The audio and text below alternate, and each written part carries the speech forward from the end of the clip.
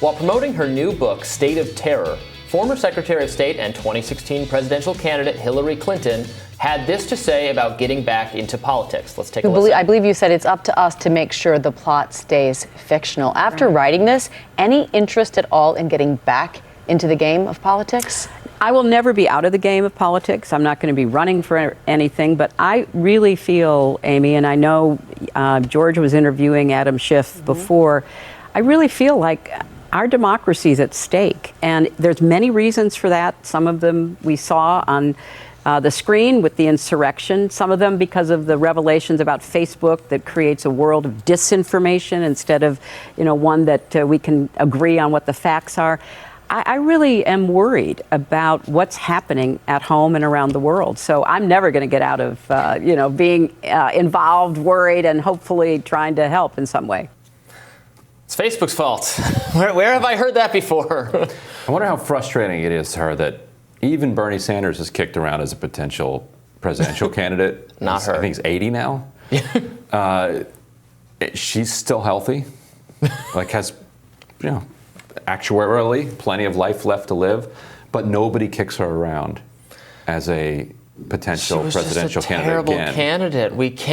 You can't, if you want Democrats to win, she's a curse. She's just a curse. She floated, or some in her circle kind of floated that she was looking at getting in during 2020, as Biden was failing to blow the field away. She's like, well, maybe there is room for me here. And there was just this spasm from Democratic voters. Even her former supporters are like, no. We said no. No. And it's funny. And she's going to go to her grave knowing she won the popular vote. Yeah. And Al Gore too. It must be just psychically the most brutal thing to live with. And when she talks here well, it's disinformation, it's people getting things wrong. This is actually what I talked about a little bit in my radar yesterday. People say that, but then the people who say that sometimes are the ones also spreading disinformation. She is convinced, or she has made it seem like she's convinced that the only reason she lost is because Russian bots and influence on Facebook, which is nonsense. We know that is nonsense. We know that puny effort there's no way that amounted to enough direct influence to actually change so many voters that she lost the 3 states that she lost that cost her the election. We just know that's not the case. Yes, Russia wanted her to screw with her. They did some things, but it just didn't amount to very much. And to have this kind of conspiracy mindset about how it's all Russia's fault. And she doesn't get that, but Facebook is so responsible for so much disinformation. Well, that's you're telling a lot of people in this country believe that, because she still has supporters who can't get past the fact that that's not, and then they're not prepared to deal with the reality that people, not a majority of the country, but a lot of people voted for Donald Trump and he won, and you have to actually deal with that reality if you don't want it to be the reality, if you didn't want it to be the reality 4 years later or 4 years from now. If she wanted to make the Russian interference case, where she would be on some solid ground would be to say Podesta's emails hacked, acquired, obtained, leaked. But then her problem there is you can't talk about disinformation. Right. That was accurate information. Right. It was unethically obtained. It's not how inappropriately obtained. Journalists would not go about hacking into John Podesta's emails to get his risotto recipe and the rest of it. Now, there was nothing wrong with publishing it. Once I published those documents, other people, obviously WikiLeaks, broke that story. And there's nothing wrong with publishing them, but.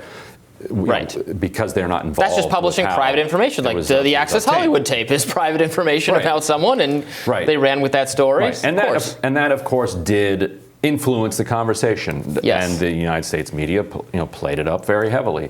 And so, did that affect enough votes to tilt the election? Who knows? We can leave that to the Nates. But she would rather talk about this fake news that Russia was spreading throughout Facebook. And in the book, An Ugly Truth, they go deep on this 6-figure ad buy that they're able to trace back to Russian operatives. Right.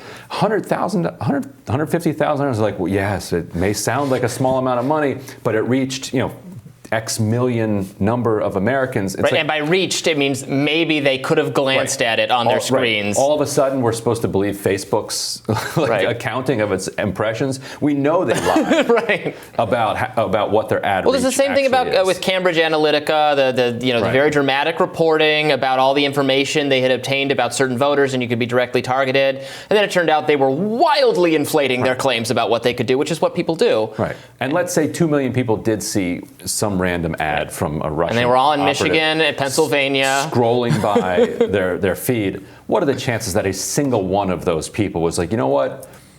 I was Hillary Clinton, but now that I saw this like misspelled Black Lives Matter meme from this Russian operative, now I'm Donald Trump. You have to believe in mind control to believe that is the kind of thing that worked. Yeah. So we'll have more Rising after this.